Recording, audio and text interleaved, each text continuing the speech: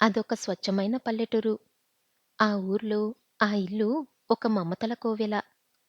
ఆ ఇంట్లో ఉండేవాళ్ళని స్వచ్ఛమైన కల్మషం లేని మనసులు. ఆ ఇంటి యజమాని రఘుపతికి ఎండనక, వాననక కష్టపడి వ్యవసాయం చేయడం బాగా తెలుసు. తన రెక్కల కష్టంతోనే తన ఇద్దరు కొడుకుల్ని మంచి చదువులు చదివించారు. వాళ్ళ కాళ్ళ మీద వాళ్ళు నిలబడేలా చేశాడు. ఆయన భార్య ఊర్మిళ భర్తతో పాటు పొలం పని చేసేది. పిల్లల కోసం ఇద్దరూ చాలా కష్టపడ్డారు. ఇప్పుడు వారికి ఆ అవసరం లేదు. కొడుకులిద్దరూ బీటెక్ చేశారు. పెద్ద అబ్బాయి శ్రీధర్ బెంగుళూరులో సాఫ్ట్‌వేర్‌గా చేస్తున్నాడు. చిన్న అబ్బాయి శ్రీకాంత్ అతను కూడా జాబ్ కోసం ట్రై చేస్తున్నాడు. శ్రీధర్‌కి ఈ మధ్యనే పెళ్లి కుదిరింది. అమ్మాయి చాలా బాగుంది. కట్నం కూడా బాగానే ఇస్తామన్నారు.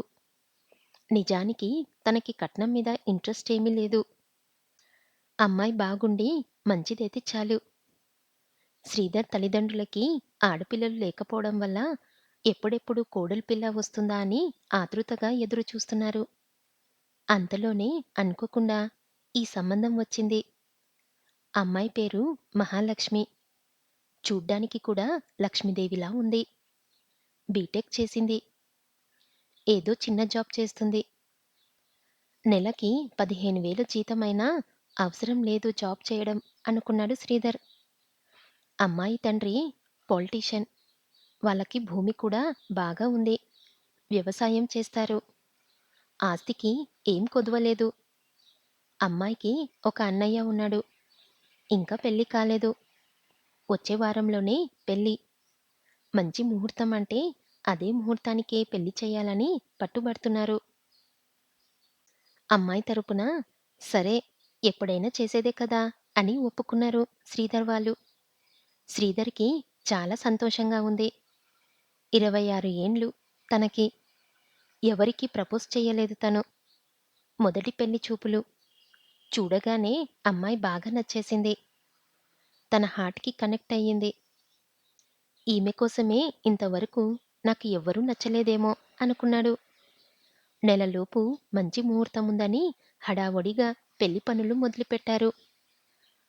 అమ్మాయితో టైం గడపడానికి వీలు కాలేదు. ఫోన్‌లో మాట్లాడేది రోజు కాసేపు. చాటింగ్ కూడా చేసేది. తన మాటల్లో శ్రీధర్ అంటే ఇష్టం ఉన్నట్లే మాట్లాడేది. ఆ రోజు రానే వచ్చింది. అంగరంగ వైభవంగా పెళ్లి జరిగింది. నిజంగా చాలా సంతోషంగా ఉన్నాడు శ్రీధర్. అమ్మాయి కూడా నవ్వుతూ సరదాగా ఉంది. శ్రీధర్ స్నేహితులు స్టేజ్‌పై పెళ్లికూతురికి మోకాళ్ళపై కూర్చొని ప్రపోజ్ చేయమని అడిగారు శ్రీధర్‌ని. శ్రీధర్ కూడా ఇష్టంగానే చేశాడు. అమ్మాయి ఫ్లవర్ తీసుకొని సిగ్గుపడుతూ నవ్వింది. జీవితంలో నాకు దొరికిన అరుదైన బహుమతి నువ్వు. నిన్ను జీవితాంతం పువ్వుల్లో పెట్టి చూసుకుంటా అని మురిసిపోయాడు శ్రీధర్. అప్పగింతల్లో అమ్మాయి ఏడుస్తుంటే తట్టుకోలేకపోయాడు. భారత్‌లో గూడా ఇద్దరూ డాన్స్ చేశారు. కారులో తమ ఇంటికి వెళ్తుంటే ఆమె నిద్రపోయి అతని భుజంపై వాలిపోతే ఎంతో ప్రశాంతంగా చిన్న పసిపాపలా నిద్రపోతున్న ఆమెతో ప్రేమలో పడ్డాడు శ్రీధర్. ఇంటికి వెళ్ళాక ఇద్దరూ ఫ్రెష్ అయ్యి రెస్ట్ తీసుకున్నారు. మీ ఫోన్ ఇవ్వరా ఒకసారి? అన్నయ్యకి కాల్ చేస్తా అంటూ అడిగింది శ్రీధర్‌ని. ఆమె ఫోను పగిలిపోయిందంట కింద పడి. పెళ్ళికి ముందు రోజు. సరే అని ఇచ్చాడు. వాళ్ళ అన్నయ్యతో మాట్లాడి ఇచ్చేసింది. రేపు కొత్త ఫోన్ కొనివ్వాలి. నా మొదటి గిఫ్ట్‌గా, తనకి సర్ప్రైజ్‌గా అనుకున్నాడు శ్రీధర్. కానీ అతనికి చెప్పకుండా ఉండలేనేమో అనుకున్నాడు. తన మనసులో ఏదున్నా వెంటనే తనతో చెప్పాలనిపిస్తుంది శ్రీధర్‌కి. ఈసారి ఎలాగైనా ఫోన్ కొనే విషయం మాత్రం దాచిపెట్టాల్సిందే. కష్టమైనా సరే. సర్ప్రైజ్ గిఫ్ట్ ఇస్తే అందులో ఉండే ఆనందమే వేరు కదా! అది కూడా భర్త నుండి భార్య పొందే మొదటి బహుమతి.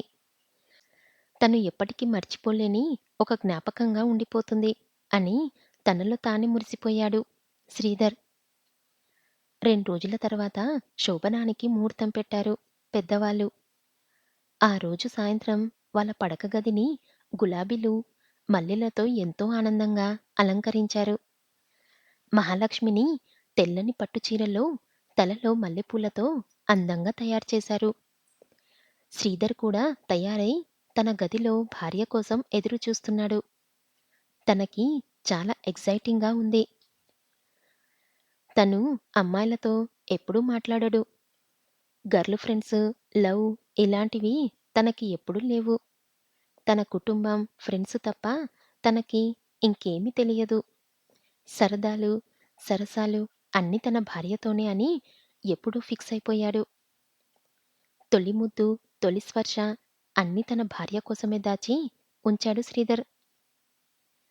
అమ్మలక్కలు మహాలక్ష్మిని తీసుకువచ్చి తన గదిలోకి పంపించి తలుపులు మూస్తారు.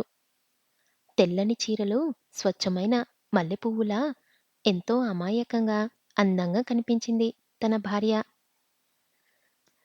తనని దగ్గరికి తీసుకొని తన స్పర్శలో, తొలి ముద్దులో, తన కౌగిలింతలో ఎంతో తన్మయత్వం పొందాడు. తన భార్యకి ఏమాత్రం కష్టం కలిగించకుండా నెమ్మదిగా తనని పూర్తిగా ఆక్రమించుకొని తన అందాలని ఆస్వాదిస్తూ తనని సుఖాల్లో ముంచెత్తుతూ ఇన్నేళ్ల నుంచి తనలో కలిగిన విహారాన్ని ఆమె అనుభూతి చెందేలా ఆమెపై తన విజయాన్ని సాధిస్తూ తన తొలి అనుభవాన్ని జీవితాల జ్ఞాపకంగా మలుచుకున్నాడు. పని అయిపోగానే పక్కకు వెళ్ళకుండా తనని గట్టిగా హత్తుకొని రాత్రంతా తన గుండెల మీదే నిద్రపోయాడు.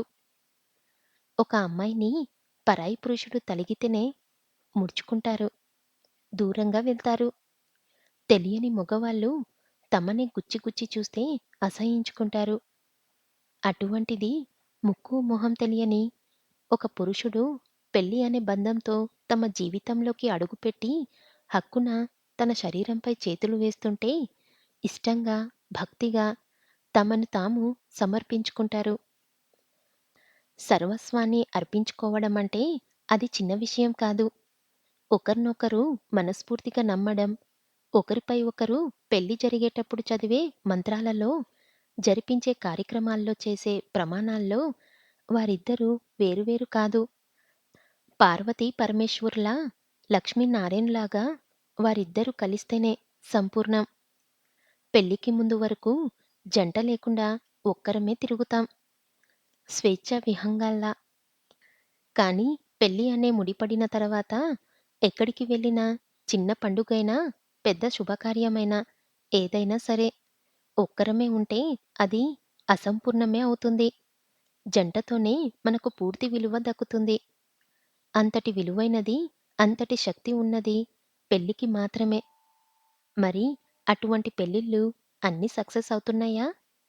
ఈ కాలంలో అయితే ఎంత తొందరగా పెళ్లి చేసుకుంటున్నారో అంతకంటే తొందరగా విడాకులు తీసుకుంటున్నారు. మరి శ్రీధర్ పెళ్లి సక్సెస్ అయిందా లేదా చూద్దామా? రాత్రి పడుకునేసరికి ఆలస్యం కావడంతో పొద్దున్నే మెలకువ రాలేదు శ్రీధర్‌కి. మెలకువ వచ్చి చూసేసరికి తన పక్కనే ముద్దబంతి పువ్వులా నిద్రపోతున్న తన భార్య కనిపించింది. ఆహా! పొద్దున లేవగానే ఇంత అందమైన మొహాన్ని చూడటం నిజంగా మర్చిపోలేని రోజు నాకిది. పొద్దున లేవగానే పక్కనే నిద్రిస్తున్న నా ముద్దుల భార్య ఎంత బావుంది ఈ ఫీలింగ్.